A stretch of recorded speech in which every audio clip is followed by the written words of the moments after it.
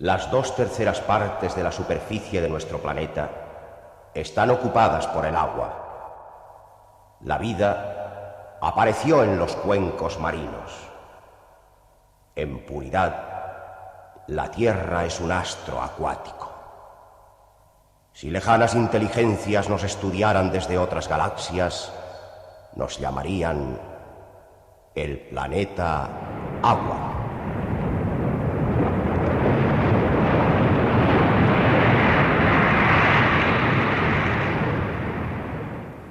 El planeta Agua.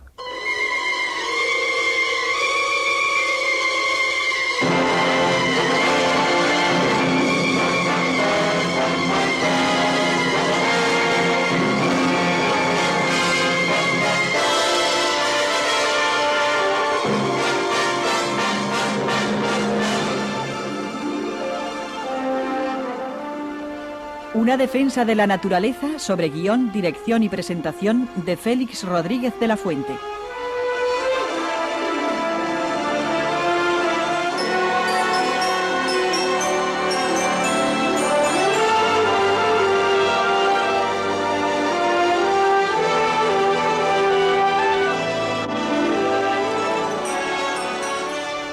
Realización Herminio Verdú.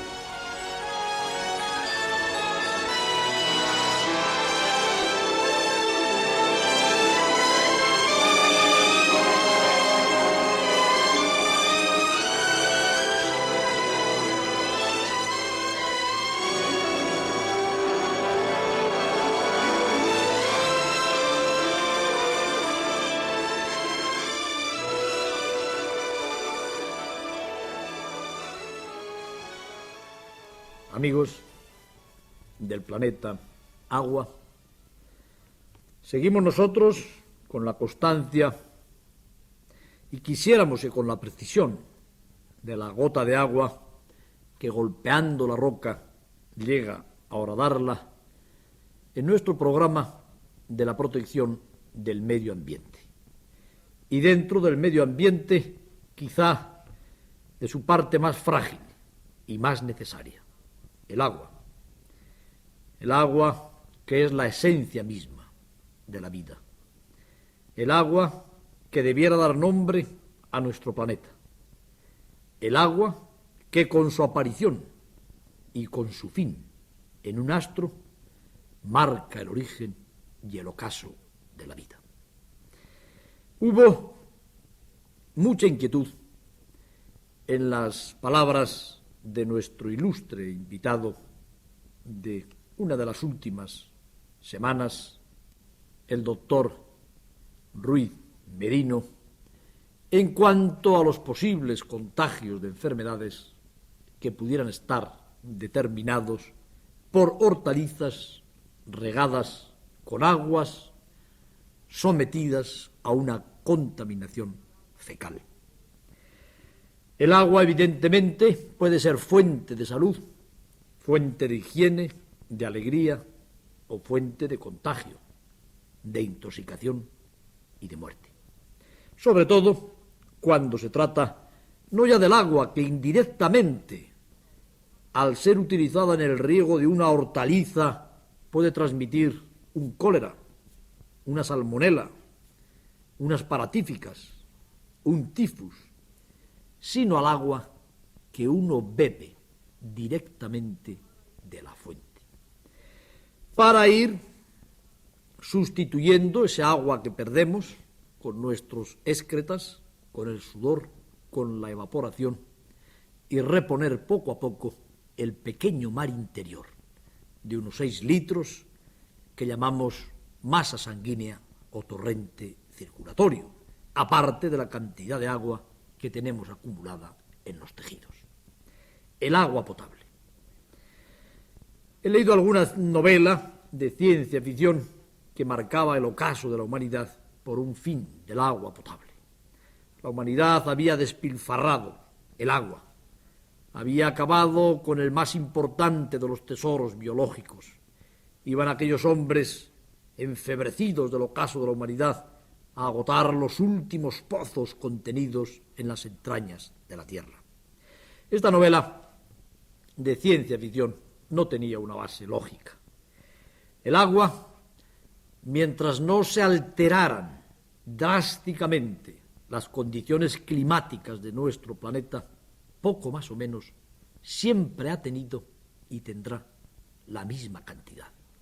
Incluso con grandes alteraciones climáticas, el agua siempre, por los siglos de los siglos, ha sido la misma. En las épocas glaciares, cuando la temperatura de la Tierra era mucho más baja, había más agua en forma sólida, en forma de hielo, y habían descendido los mares en su nivel. En una época remotamente tórrida, habría más agua en forma de vapor, pero el agua, como tal elemento químico, siempre sería la misma en el planeta en el que habitamos.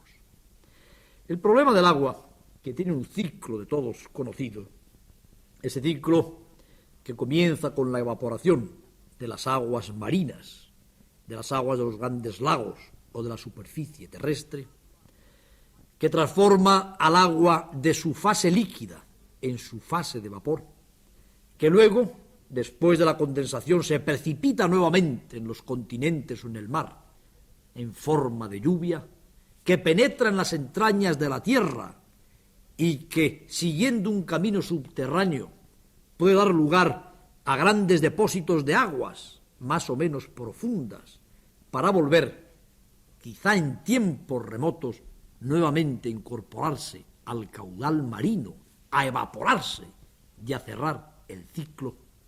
El agua es muy difícil que cree ningún problema en el futuro, ni siquiera en un futuro muy lejano, por su falta. El agua creará grandes problemas por su polución, por su intoxicación, por su envenenamiento. Constante y permanentemente estamos vertiendo en esa gran cloaca que es el mar los detritus de todos los continentes.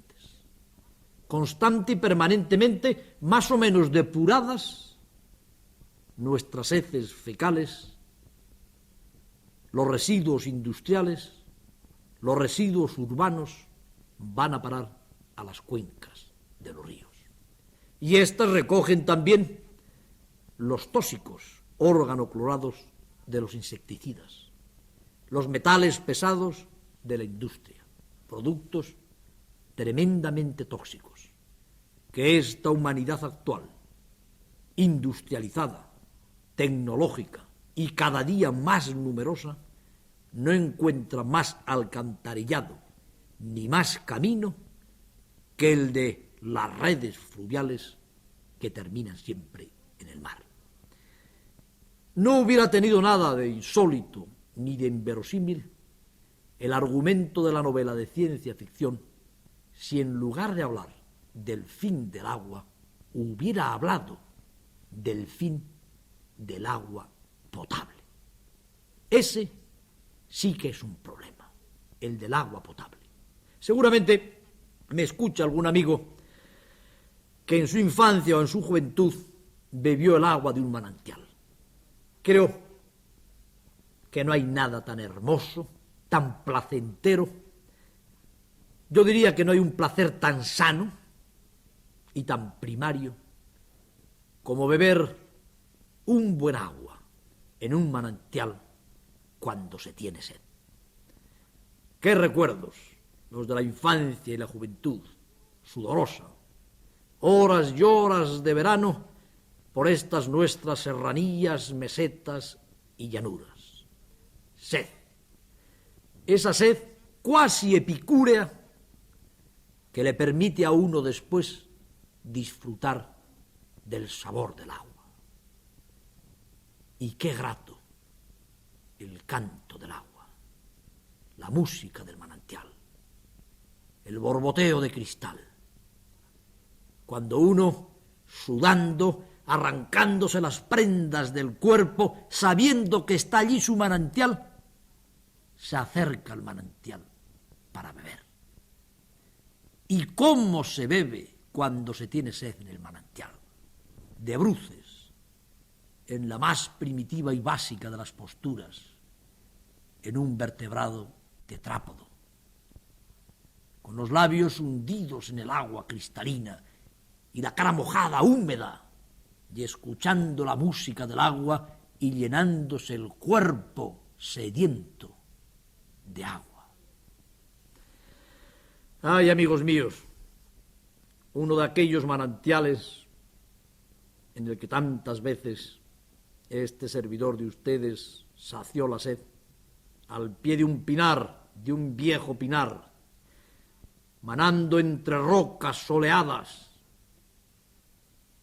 aquel manantial, en el que seguramente se bañaba en los amaneceres el águila real, en cuyo torno cantaban los ruiseñores, tiene un letrero ahora: no potable. ¿Pero qué me dice usted? Si es un manantial, sí, es un manantial que está debajo de un pinar tratado con insecticidas, y ante el peligro de que el manantial no excesivamente profundo, si han puesto este letrero de no potable, haya podido contaminarse con los órganos clorados, ya no puede el muchacho de hoy echarse de bruces, hundir la boca en el agua cantante y saciar la sed. Qué distinta esa otra sed urbana, del agua que no sabe bien, del grifo, el vaso, es otra cosa distinta. Los manantiales tienen algo cuasi sagrado. Hay manantiales dedicados a vírgenes y a santos. Hay pocas ermitas en la península ibérica que no estén al pie de un manantial. Y qué bonito también saciar la sed en los riachuelos cantarines de la montaña. Esas aguas saben de otra manera. Las aguas de la trucha y del martín pescador y del cinclus. Las aguas que nos decían de niños los hombres de campo, que sabían de todo: bebe, hijo, que el agua corriente no mata a la gente. Hoy el agua corriente puede dejarle a uno frito. Yo les aconsejo que no beban el agua corriente, esa de los ríos y riachuelos.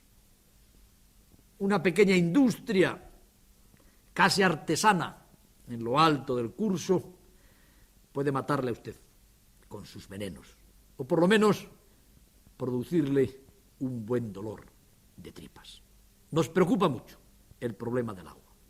Por eso tenemos hoy tan gentilmente, como siempre, en nuestra mesa, de diálogos, ya que no, de polémicas, a un grupo de personalidades, de investigadores, de representantes de la administración, que se ocupan y se preocupan, como ustedes y como yo, por el problema del agua.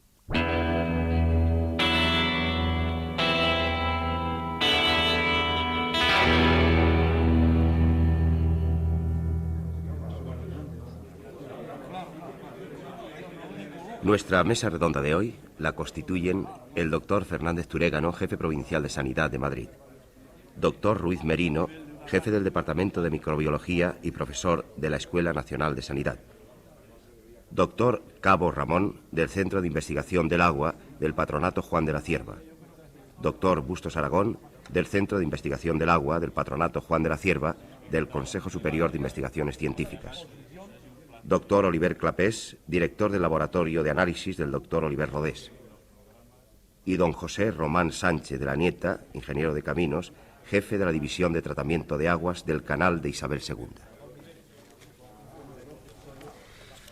Como acaba de anunciarles el locutor del programa, un grupo de especialistas en los temas relacionados con el agua van a darnos alguna luz en quizá el asunto más trascendental para los seres vivos, que es el de reponer el agua que imprescindiblemente deben tener en el seno de sus tejidos para seguir viviendo. Estamos cansados de repetir en este programa que el agua, como bien de consumo, como elemento de nuestro sufrido planeta, es algo que debemos reverenciar que debemos cuidar y para ello hay que comenzar por conocer.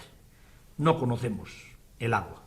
Ni siquiera muchos de los especialistas de las ciencias de la naturaleza hemos dedicado tiempo al estudio del agua, a lo que el agua supone como portador de las más importantes esencias de la vida y también como portador de las más terribles enfermedades o intoxicaciones. Yo creo que mis palabras sobran ya, puesto que van a ser los especialistas que se sientan entre nosotros los que nos van a contar para ustedes las cosas más importantes relacionadas con el agua. Hemos dicho muchas veces que el agua es un elemento imprescindible para la vida. ¿Por qué? ¿En qué cuantía? ¿En qué manera? ¿Por qué todos los seres que poblamos nuestro planeta, de una manera o de otra, estamos encadenados al agua?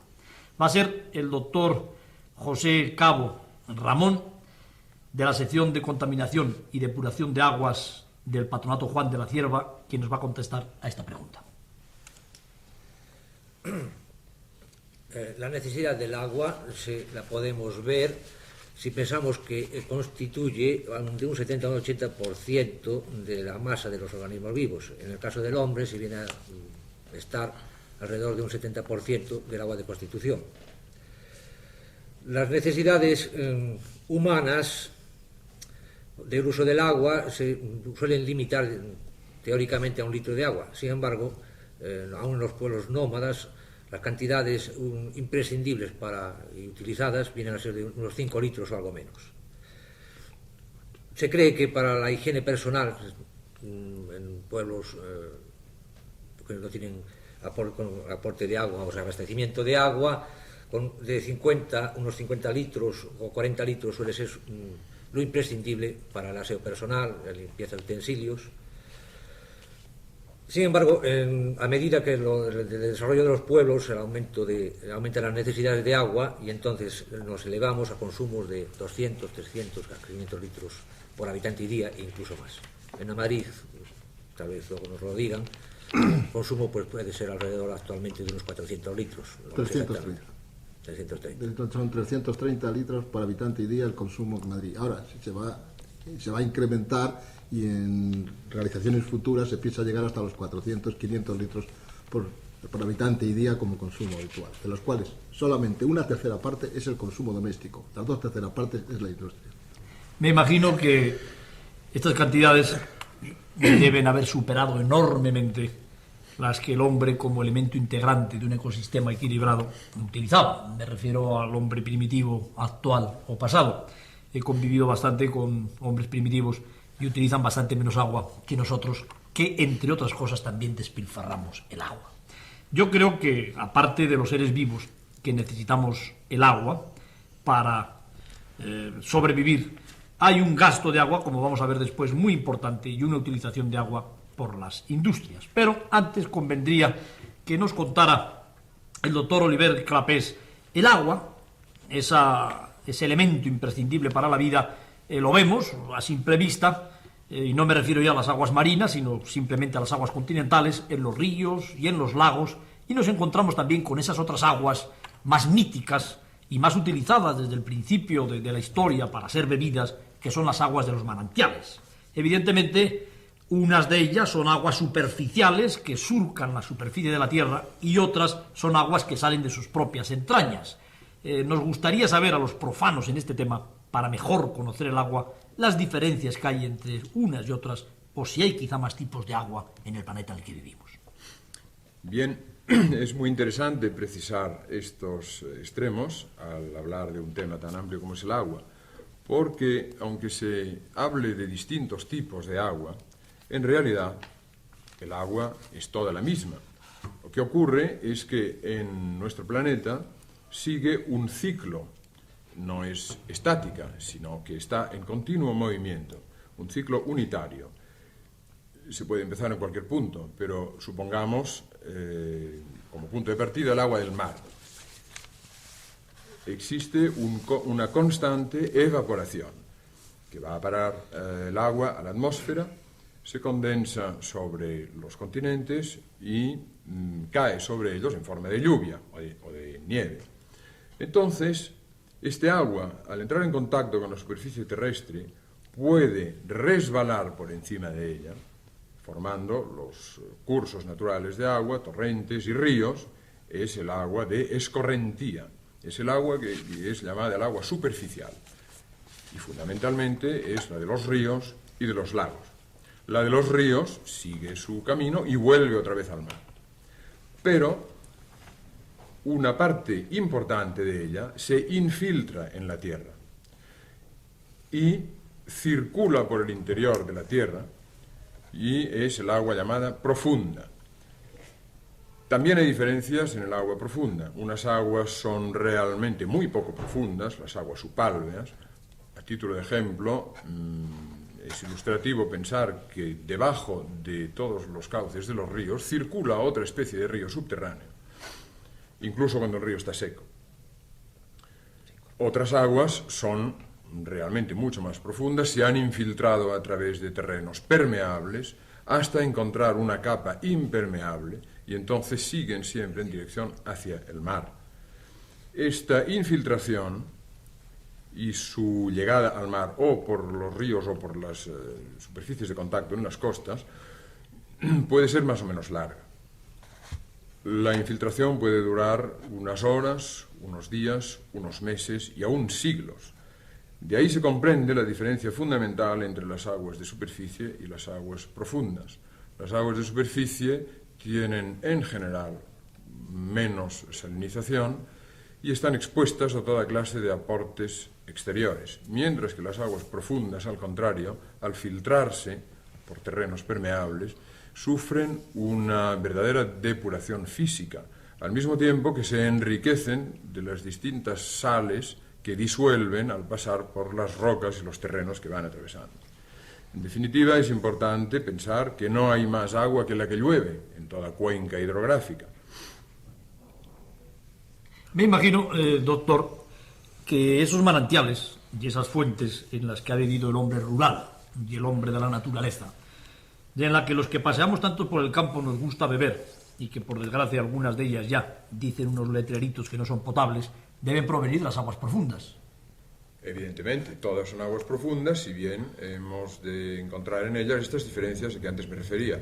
Algunas son aguas procedentes de lluvias muy recientes, de una capa permeable muy cercana. La prueba de ello está en su variable caudal. En época de lluvias emerge mucha más agua. En época de sequía, pues el caudal disminuye notablemente e incluso a veces algunas fuentes llegan a secarse. Si tan inmediata es la influencia de la lluvia con el manantial, se llega a ver incluso que es turbia el agua después de grandes lluvias. En cambio, algunos manantiales ofrecen agua que procede de capas del terreno realmente muy profundas, y por haberse encontrado con una capa impermeable, una roca dura o una arcilla impermeable, emergen en un punto donde encuentran una salida. Estas aguas son las que realmente merecerían el nombre de manantial. Son aguas purísimas desde el punto de vista bacteriológico, como quizá más adelante nos explicarán, y son aguas que tienen una composición química muy constante, y son aguas en las que prácticamente no se encuentra nunca ningún elemento o compuesto aportado exteriormente.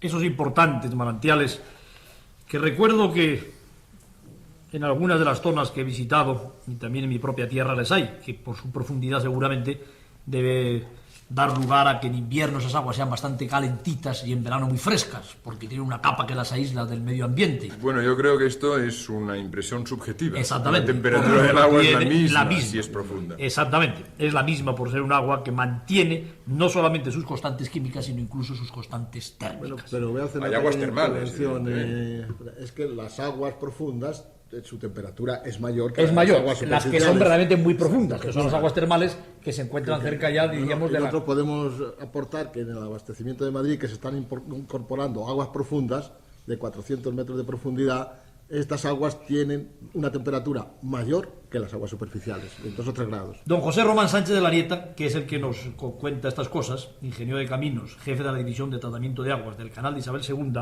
ahora le voy yo a proponer algo también para que nos ilustre en este aspecto. Por las razones que sean, estas aguas profundas de constantes permanentes, que han sido los manantiales a los que siempre ha acudido el hombre, incluso algunos de ellos manantiales milagrosos, como aquellas fuentes que decían que curaban las verrugas. Quizá esto era anterior a las aguas minero-medicinales, aquellas otras aguas que a las señoras que no podían tener descendencia las ayudaban a ello. En fin, siempre el hombre ha dado al agua de manantial, incluso cerca de algunos manantiales hay ermitas y hay santos que velaban por la seguridad de estas aguas.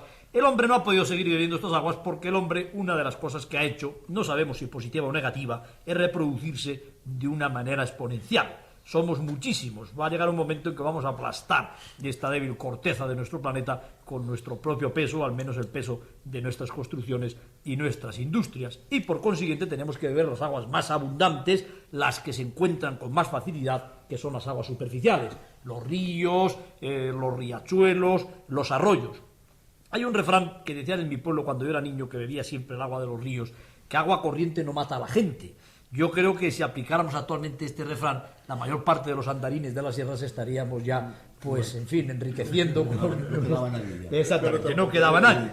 Evidentemente, si el agua corriente mata a la gente, querido don José Román Sánchez de la Nieta, no os podría contar lo que ustedes hacen, los especialistas en estos temas, que están al frente de esas plantas de depuración, para que podamos beber las aguas corrientes sin que nos maten, que es de lo que se trata. Bueno, no solamente matar, sino...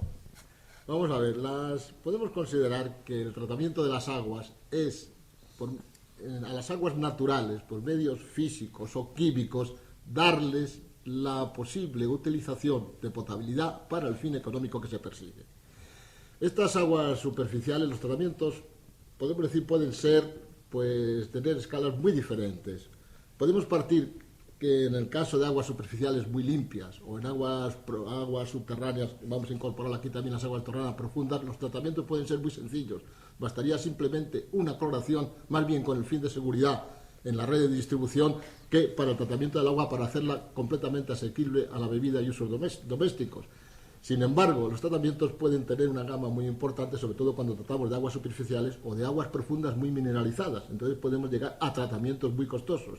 Pero generalmente podemos partir de un tratamiento en aguas profundas y en aguas superficiales limpias, simplemente puedes a lo mejor con una cloración, o pasar a un tratamiento ya completo y convencional, empezando primeramente por una preoxidación, que es con la utilización de cloro, ozono o sus compuestos para, podemos decir, tener un impacto inmediato sobre las características del agua que haya que tratar, y luego seguido de una clarificación a base de una sedimentación, una filtración rápida que puede hacerse sobre lechos de arena o puede hacerse sobre lechos mixtos de antracita y arena, hoy muy en común, muy en boga en los tratamientos actuales, seguido al final de un tratamiento en algunos casos con un tratamiento de absorción a base de carbón activo, porque precisamente las aguas superficiales, sobre todo en estos grandes ríos, como podemos contar el Rin, el Llobregat, el Nervión, muy contaminadas, muy polvadas, necesitan un tratamiento de evitar sabores, olores que pueden ser perjudiciales para la bebida, un tratamiento de absorción y finalmente un tratamiento de esterilización para que ese agua llegue perfectamente con sus características bacteriológicas y biológicas dentro de los estándares determinados y ordenados por las autoridades sanitarias. Y por último también, como hemos dicho antes, darle ese coeficiente de seguridad a través de la red de distribución con el fin de que se mantenga esa situación, podemos decir, de desinfección natural. Intuyo que las aguas superficiales, que a través de ese tipo de tratamientos se las priva no solamente de malos olores y sabores, sino de los elementos que contienen y que pueden resultar peligrosos para el hombre, contienen dos tipos de elementos, unos de ellos de orden químico, de orden que podríamos llamar tóxico, y otros de orden biológico, de orden que podrían acarrear enfermedades infecciosas. Tenemos aquí, por un lado, al químico, que nos puede contar un poco respecto a esta primera masa que puede polucionar las aguas, y después a los médicos, que nos van a hablar del segundo tema. La industria es algo absolutamente imprescindible en la civilización actual del hombre. El hombre, que empezó a hacer su primera industria con sus hachas de sílex y con su fuego, que endurecía las puntas de madera para cazar, pues necesita actualmente la industria absolutamente para todo. El hombre, con la cantidad extraordinaria de aparatos de la que se está rodeando, cada día más necesita, entre otras cosas, enormes cantidades de agua para que la industria pueda funcionar.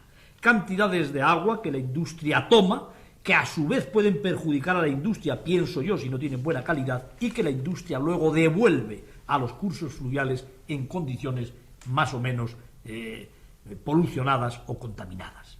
Don Ángel Bustos Aragón, químico de la sección de contaminación y depuración de aguas del Patronato Juan de la Cierva, nos podría contar algo que a nosotros nos ilustre respecto a la incidencia de la industria sobre el agua y también a los padecimientos de la industria de esas propias aguas si no están en condiciones adecuadas. Bueno, efectivamente, no se puede pensar que se puede montar una industria si no tiene un correcto abastecimiento de agua en calidad y en cantidad. O sea, dentro de la industria el agua es un elemento tan básico como pueden ser las materias primas que compra ese fabricante para a su vez elaborar los productos más elaborados. Este agua naturalmente tiene de por sí una composición mineralógica natural, y esto debemos de fijarlo bien porque quizá el que no sea técnico en la materia puede llegar a la conclusión falsa de que el agua pura no tiene sales disueltas. Esto es falso. El agua de por sí tiene una composición mineralógica que va cogiendo en el propio contacto con la tierra, de las sales solubles, etcétera, o procesos más o menos complicados, pero que al final tenemos una composición natural. Esta composición natural, salvo casos muy especiales, no perjudica, diríamos, en la elaboración de los productos que se extraen de la industria. Pero la industria, según el tipo de producto que fabrique, no puede, evidentemente, utilizar todo tipo de agua, aun hablando de aguas naturales no polucionadas. Entonces, por un lado, la industria se ve obligada a coger y manejar un tipo de agua con unas características fijas, no puede utilizar cualquiera. Y, por otro lado, si no, como está obligada por esta razón a utilizar esta calidad de agua, si no la encuentra en su entorno, tiene que tratarla. Y puestos así las cosas, pues evidentemente el problema es que una vez que esta industria ha utilizado este agua, generalmente la devuelve en peores condiciones que la recogió, con lo cual perjudica a los establecimientos industriales situados aguas abajo de sus vertidos. Así que el problema de tratar las aguas industriales de las industrias no es un problema puramente, diríamos, para conservar la estética del paisaje. Es que simplemente está produciendo unos trastornos directos sobre los usuarios de las aguas abajo de sus propios vertidos. Bien, hay un hecho que no se nos oculta a nadie.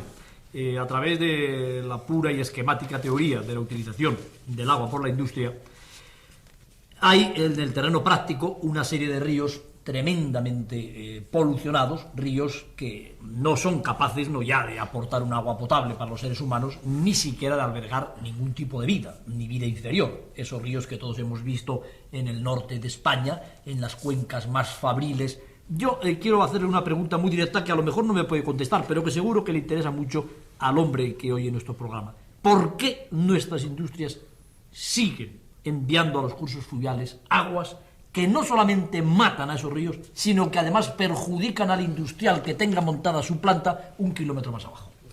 Bueno, en mi opinión hay una cuestión básica. Muchas de esas industrias son muy antiguas, cuando la preocupación por la calidad del medio ambiente era distinta que la que tenemos hoy. Por lo tanto, cuando se hicieron estas fábricas no tenían instalaciones adecuadas de tratamiento. Una industria que está funcionando, en cambiar por completo la utilización del agua dentro de esa industria, que se puede mejorar indudablemente, en montar unos sistemas verdaderamente depuradores eficaces, a veces es completamente prohibitivo. Entonces, estas industrias ya viejas y que están funcionando, de no recibir una gran ayuda estatal, es muy difícil de que por sus propios medios lleguen a montar instalaciones de depuración adecuadas. Yo quería intervenir ahora, abundando un poco en lo que ha dicho el doctor Bustos, referente también a el tratamiento de las aguas destinadas al agua viva, volver sobre un tema anterior, y es que tampoco los tratamientos pueden llegar a todo lo que se quiera, sino que es preciso que las aguas a las cuales se vayan a tratar permitan esos tratamientos. O sea que por eso es absolutamente necesario el que los vertidos a las aguas sean controlados debidamente y que se exijan las depuraciones correspondientes a ello. Perdón, Román, y también Bustos, que yo acabo de oír la palabra depuración, y esto es un hecho verdaderamente fundamental, que aunque sea de grande dificultad y nos cueste bastante dinero, es preciso ya realizarlo. Yo tengo la experiencia de una provincia que se ha transformado para toda la provincia en una inmobiliaria, como es la provincia de Madrid, donde nuestros ríos, su pureza, se la pierden con una juventud extraordinaria. Son muy pocos metros, a veces muy pocos kilómetros de su nacimiento, en que se ven peces y en que se ve un agua cristalina, porque enseguida se han transformado en una cloaca. Que puede usted hacer la enumeración tanto desde el punto de vista bacteriológico, como desde el punto de vista estético, como desde el punto de vista del olor de estos ríos nuestros, entre los cuales tenemos, para decirlo así de muy de pasada, nuestro Manzanares, que ya le han dado otro nombre, la gente que se acerca a sus márgenes, por el olor que produce, etcétera, que realmente pues todos lo conocemos. El Guadarrama, el Jarama, el Cofio, el Alberche, el Lozoya, el Tajo, el Perales, el Henares, etcétera. Yo creo, doctor Fernández Turegano, que podrías ampliar este tema que estás tratando y que realmente te lo iba a preguntar ahora porque este es un programa para toda España, pero a los madrileños les interesa particularmente, porque por haber aquí mucha población hay también mucha contaminación. Justamente. Por eso no, yo te voy a seguir antes, pero voy a insistir en que es necesario la protección de las cuencas correspondientes a la Ría de Abastecimiento de Madrid, porque esos vertidos pueden provocar situaciones verdaderamente que puedan ser irreversibles.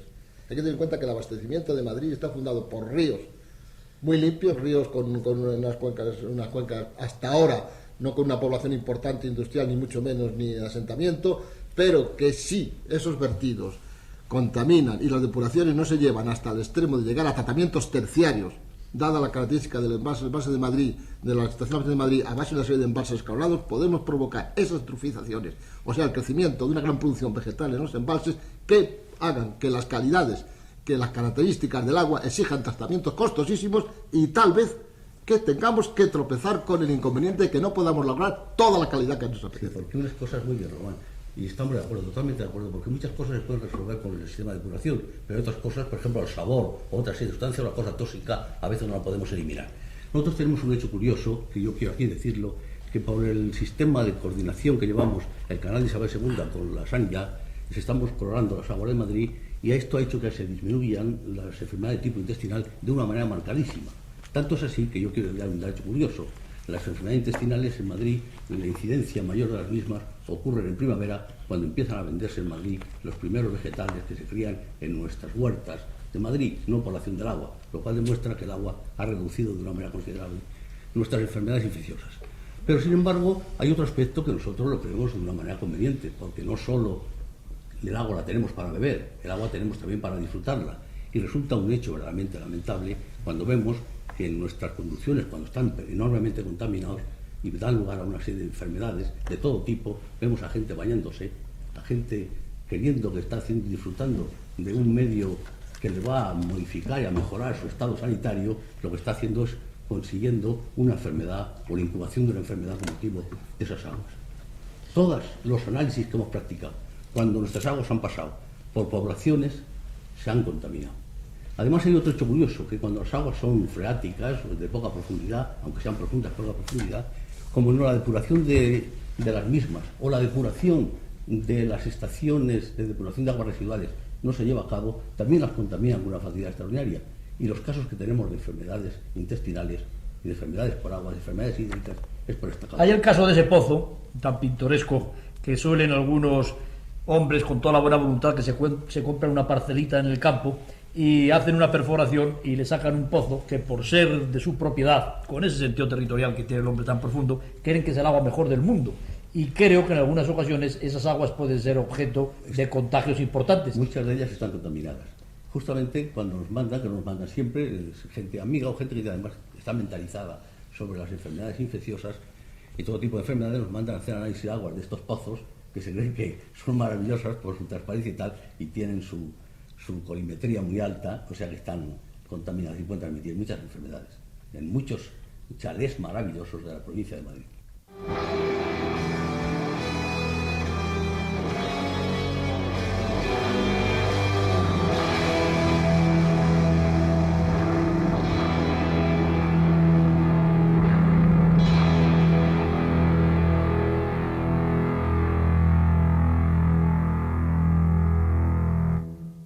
El tiempo, ese tiempo que tiene tanta importancia en la radio, en la televisión y en casi todas las cosas de la vida, nos obliga a terminar aquí esta primera parte de nuestra mesa redonda sobre el agua potable. Ya hemos oído a los investigadores, a los científicos.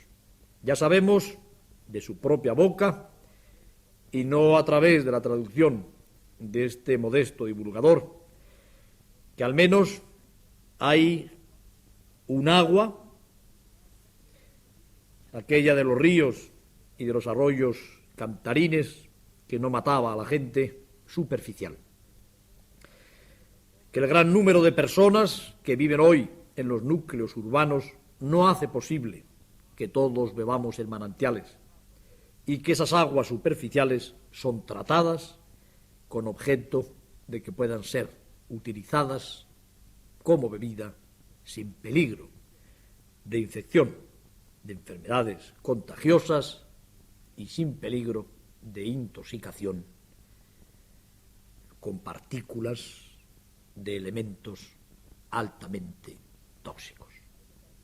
Sabemos también que hay otras aguas, benditas aguas, profundas, algunas de ellas a más de 400, 500, 1000 metros de profundidad, protegidas como milagrosamente, muchas veces por moles de roca calcárea, granítica, incluso por muros de basalto de la contaminación exterior. Son como una promesa, esas aguas profundas, esas aguas de los manantiales que afloran y que evidentemente no precisan ningún tipo de tratamiento, puesto que son aguas esencialmente puras y muchas veces, como veremos en la próxima semana, incluso curativas. ¡Qué gran responsabilidad para los hombres todos y sobre todo para los representantes de la Administración! Cinturones, áreas de seguridad para las aguas superficiales, para que sus tratamientos, por muy complejos y sutiles que sean, no vayan a dejar pasar, infiltrarse algún sutil elemento tóxico que se vaya acumulando en nuestro organismo y en el de nuestros hijos. Y qué gran responsabilidad también la de proteger, censar, promocionar esas fuentes de las aguas profundas que hoy por hoy, y a Dios gracias, carecen de contaminación.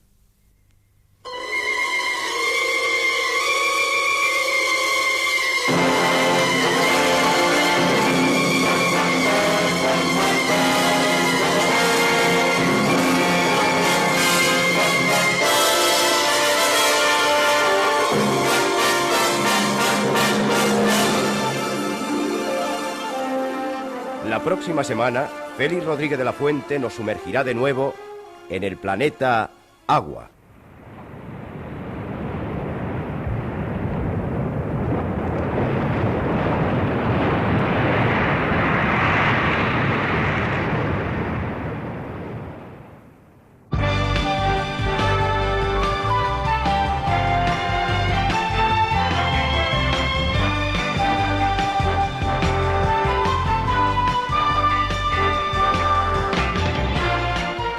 Registro de sonido y control, José Soria. Efectos especiales, Bernard Domingo. Montaje musical, Eugenio Borrego.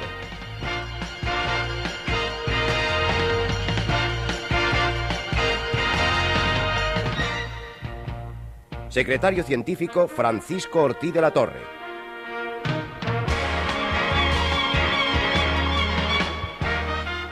Realización, Herminio Verdú.